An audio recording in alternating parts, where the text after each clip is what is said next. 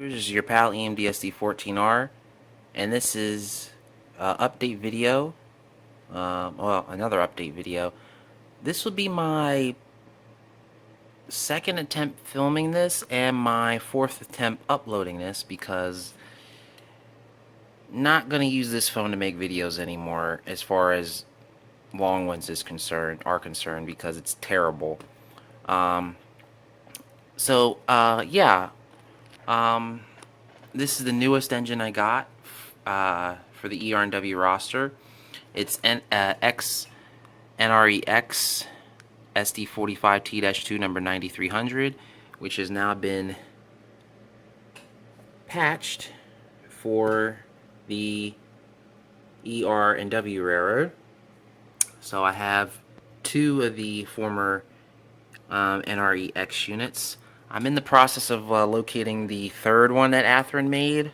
So that means I'll have all the Athearn made NREX type units, which I was hoping to get. Yeah, so I got that from Nicholas Smith. Haven't been to Nicholas Smith in a while, and I just got the notion to go on the 7th of August. So I picked up that engine because that was the last one they had that had sound and DCC in it.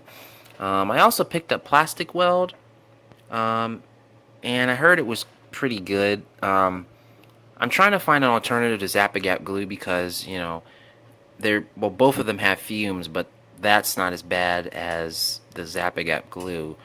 I mean, I've been using Zap-A-Gap glue faithfully since I was 16 years old, which is when I started kit bashing HO trains. So I've used this faithfully for over 14 years. And when you're using something that you know, really haven't had an issue out of, and it's been consistent with the quality of the material or just the product in general, you really don't want to change it. But yeah, I'm older now, and the fumes that come out of that are a little bit too much for me sometimes, so I can't really finish my projects, so I literally have to leave and then come back and finish them. But that's why I bought the plastic weld, because the fumes aren't as bad, and I heard it's a really good, you know, replacement for that. I did try it on this unit because the step broke off. I don't know what kind of glue Athearn used for the front step, but it was terrible. And it's pretty good. Um, Unfortunately, the step on this unit here broke as well, but I used a combination of the Zap-A-Gap glue to hold the joint together, and then I used the plastic weld on the outside to melt the surfaces together. And the bond on this one is actually stronger than the bond on that one. Yeah, so I'm just making those changes in the hobby, um, just to try to better myself and to adapt with the changes and like changes with the times and everything.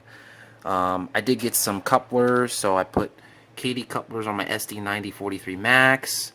I put KD couplers on my Atlas coal hopper here.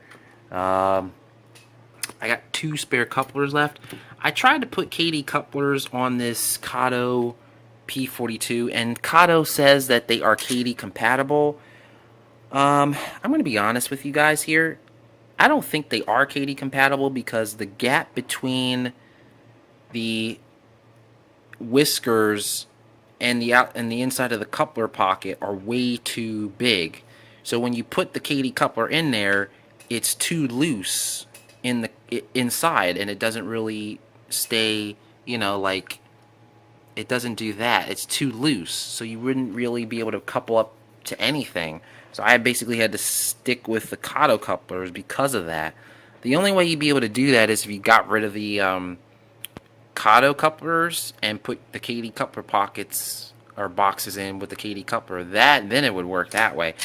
But I'm not going to do that with this unit. I'm not going to do that. I might, but it's not a guarantee. So yeah, just a little update on that. Yeah, these are my SD20s here. All the detail work is pretty much finished. I just got to get them painted, which I don't know when that's going to happen. But I just discovered something tonight. So you guys know that I have the MRC Tech 6 sound controller. DCC was a DC power pack, but it can do DC and DCC. And I've used this for years. But one thing I could not figure out how to do is I could not figure out how to change CVs on this power pack. Like I just couldn't figure it out. And shout out to, what's his name? Let me see if I can find him. Where is he?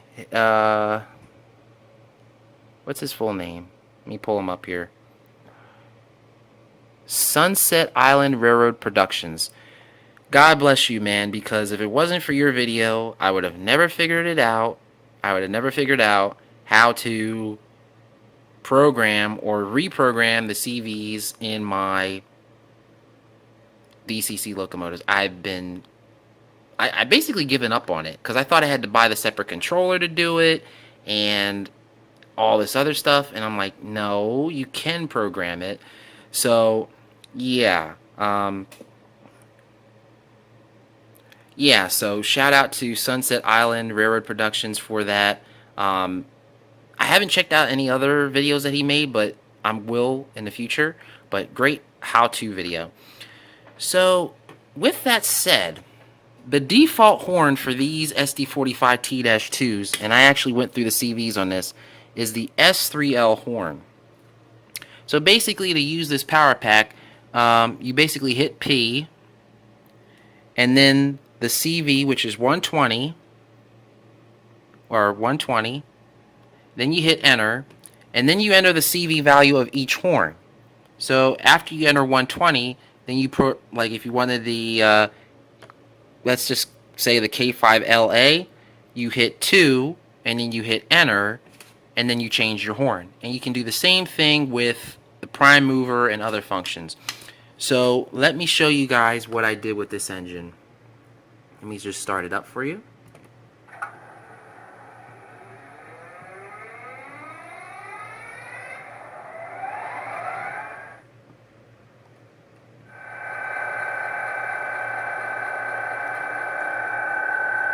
So there's the bell. I left the standard EMD bell intact because I liked it for this engine, but I changed the horn to the RS3L horn, which I think is cool.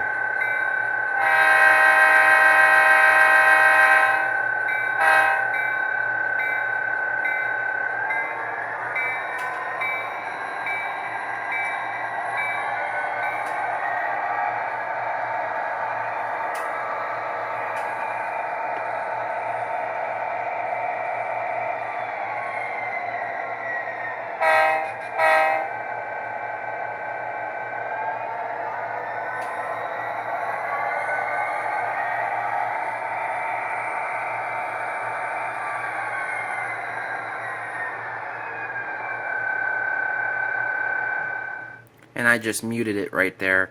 I also changed the CV values for the prime mover and for the horn. So the prime mover is louder and the horn is a little bit louder, which is what I wanted. I didn't touch anything else, which is cool. Now, for this engine here, I also changed the CV values and I changed the horn. So I'm going to put that on the track next. So here's the 9308. Let me do the startup sequence for you guys.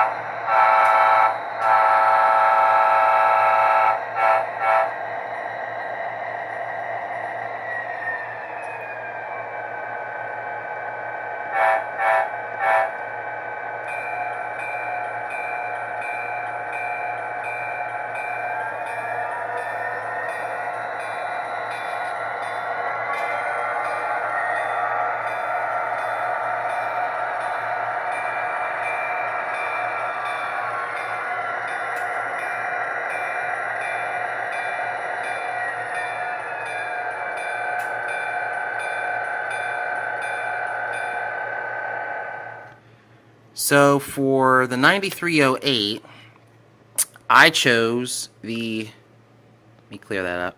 I chose the Nathan P5 horn, but the early version of it. Now, I was actually going to choose the K5LA number 2 because it does have a K5LA, but I like the P5 better, so for all intents and purposes, it has P5 bells on a K5LA bracket. And I chose the Canadian brass bell as opposed to the standard EMD bell, which that one has, because I think it fits with this particular model. In my opinion, I think the combination of those two features right there really set this locomotive apart. Yeah, and I like it. So, what else was I going to explain? Oh, I tweaked the sound volume on the horn, and I tweaked the sound volume on the prime mover. So this one is a little bit quieter than this one, but I think there's a difference of 10 between the CD values of these two, but that's not too bad. But yeah, that's what I've been doing, guys. That's the update. I will have more coming to you in the near future, so you guys be cool. You and your family stay safe out there with this whole COVID thing. Keep praying, keep believing that there will be a vaccine or a cure for it soon, and enjoy the hobby of model railroading. God bless, guys. Peace, y'all.